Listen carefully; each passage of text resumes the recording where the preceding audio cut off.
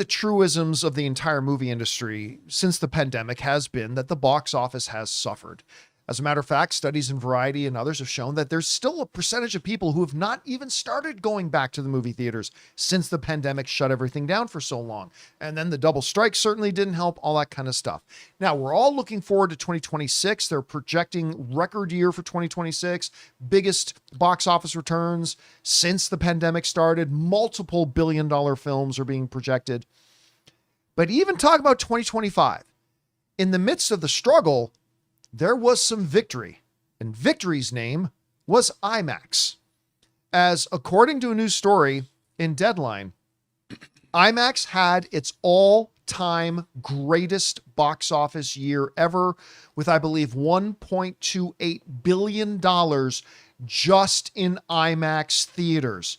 To put that in perspective, the overall box office for 2025 was about 8.6, I think. 8.3, 8.4, 8.5, 8.6, somewhere in there. You're talking about IMAX, which has what? 5% of the screens? Less than 5% of the screens? Making like 15% of the box office overall. Crazy. Anyway, Deadline writes the following. Key metrics for 2025 include best domestic box office with $449 million, up 14%. In a year that struggled. They beat their previous best domestically by 14% over the previous record set in 2023.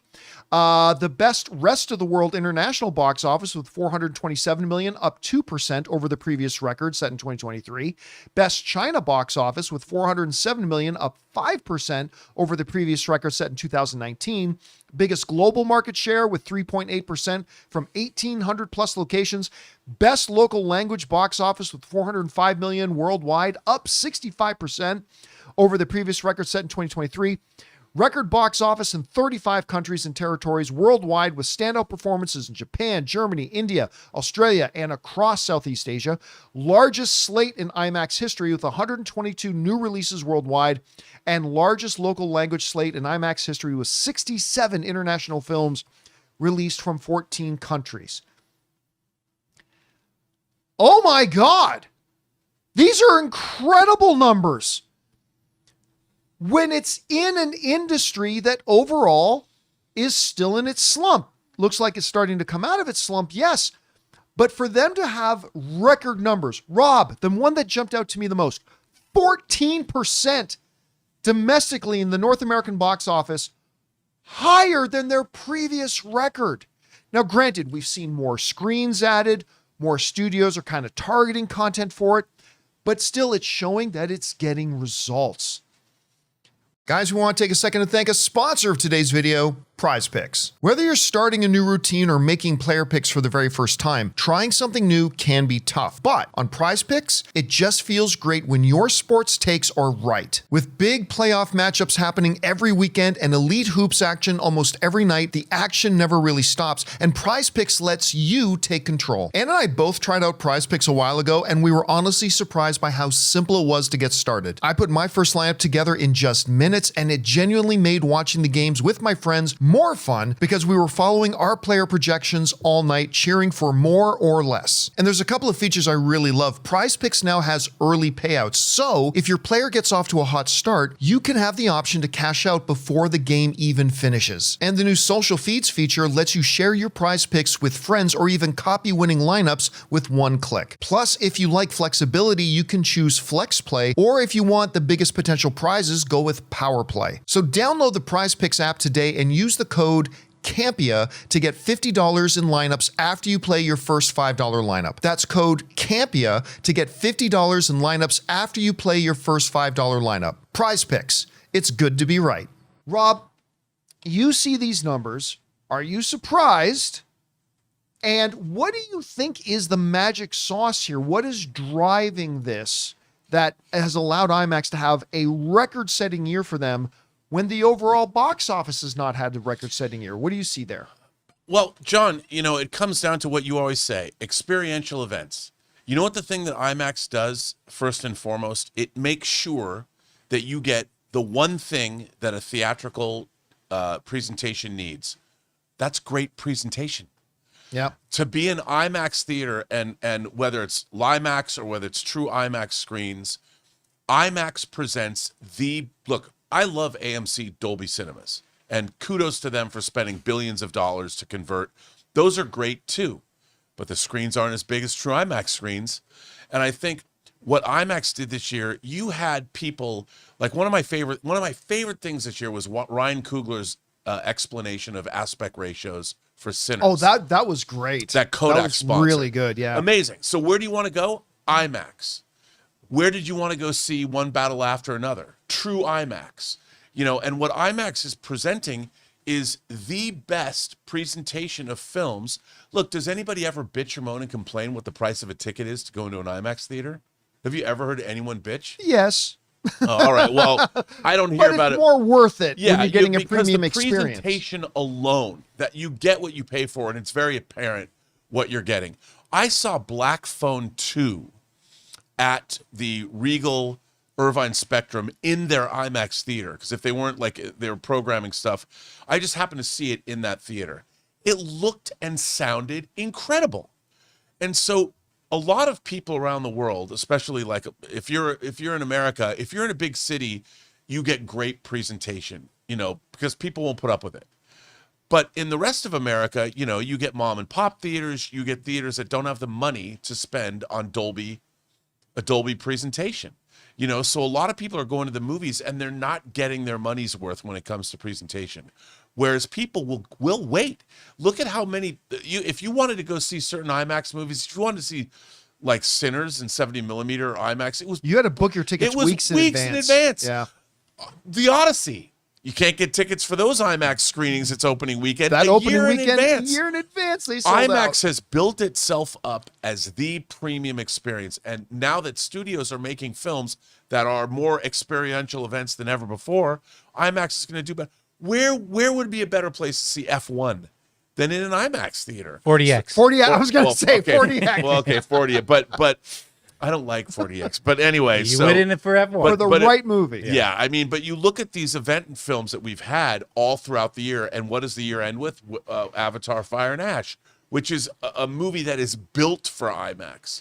So next year, this year now, 2026 has a number of movies I can't wait to see in an IMAX theater. Yeah. I'm going to say that there are three reasons for this number, this record-setting number. And each of them kind of fall under a different category, but one of the reasons is expansion. I mean, we now have more IMAX screens. And remember, when we're talking IMAX, they're not just counting 70 millimeter IMAX, because there's only a handful of those in the world. But we're talking about what some people affectionately refer to as LIMAX, which are still awe-inspiring, incredible presentations, right? So expansion of theaters is number one. And this is no particular order.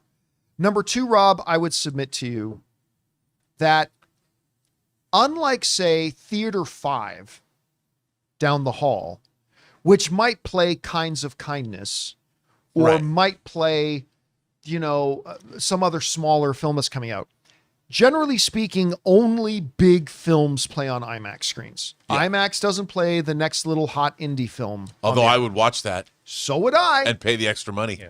But there's a rare things where it's like Stop Making Sense, the Talking Heads concert. Right. But those are very small and engagements. niche things and engagement for the most kind part, of. Yeah. it's the big. They had engagement Prince's kind of Sign stuff. of the Times in IMAX this year. But so generally speaking, unlike Theater 6 around the corner, you're only going to get the bigger movies. And now the studios even fight over getting real estate space on the IMAX screens, right?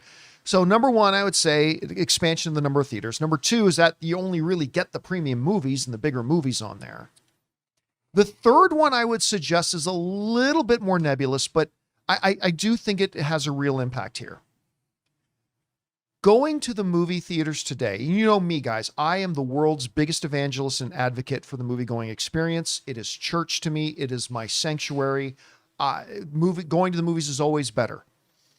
But generally speaking, I think to the general movie-going audience, going to the movie theaters progressively year over year is becoming less and less of a value proposition. The tickets are getting more expensive.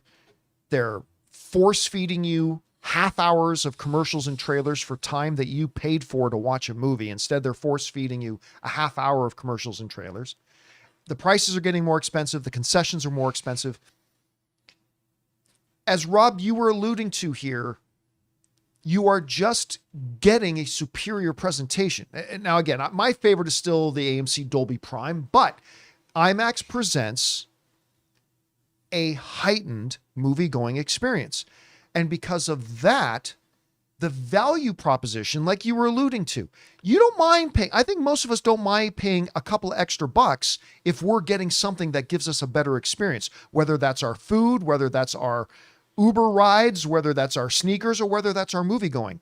So I would say expansions of theaters, the fact that you're only getting premium movies in those screens, and the fact that in a decreasing value proposition in going to the movies, IMAX still represents a good value proposition for the heightened experience you're going to get. I think those three things have combined to give IMAX a record-setting year for them. But Rob, I'm going to throw this out there too. If IMAX just broke its own record in a year where box office is still kind of down, what kind of 2026 are they going to have?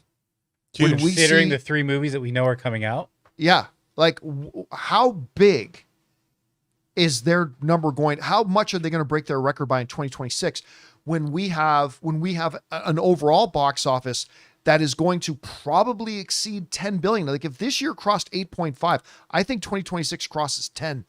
And how big will they be then? I don't know. Like, can it get to 2 billion?